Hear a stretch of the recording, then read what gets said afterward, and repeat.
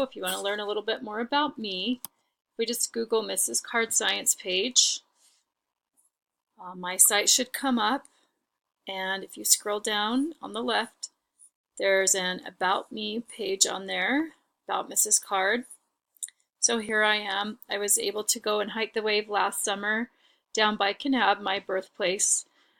Did that with my 8th grade son, who was my student this year in science.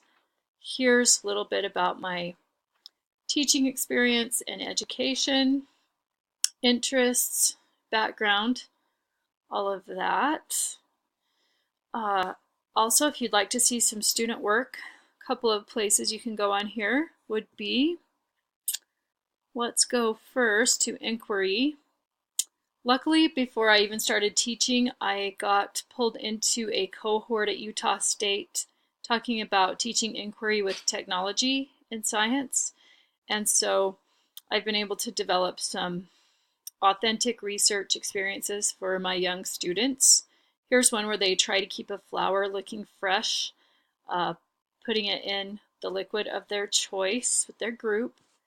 And so here's a graph and some qualitative and quantitative data from that.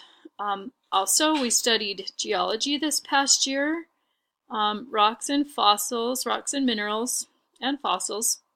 Here's a wrap one of my students made to help us remember the scientific name for fool's gold, pyrite. Alright, little squishy pirate rap. Hey. I'm a pirate, I hunt for gold, I trade with the fool, and I got rolled, so be foretold, I'm old. You sold some pyrite, fool's gold. Alright. Okay, that's fun. He wrote raps for us all year, so that was a delight.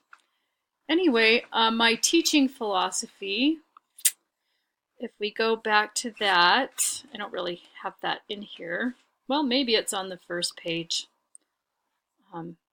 Here's a poem I chose to represent me and my philosophy. Nature, the gentlest mother, impatient of no child, the feeblest or the waywardest, her admonition mild. With infinite affection and infiniter care, her golden finger on her lip wills silence everywhere. I love that because nature doesn't demand respect from us or reverence, but because of who she is, we often feel those things just in her presence. I'm a first-generation woman student in my family, the first female to get a bachelor's degree. So I have a little different perspective that way. I think public education is an institution for hope and healing for a lot of children who come from various backgrounds.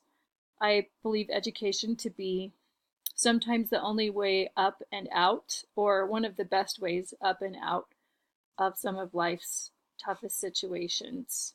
So I feel that it's a privilege that I'm able to work with these students and to be in the position that I'm in and to live in this day when women have access to an increasing number of opportunities. We still have work to do. It's great to be part of this upward trend of expansion of opportunities for women, minorities, people from rural areas, people in poverty, and I'm just delighted to be able to work in that realm. Thank you.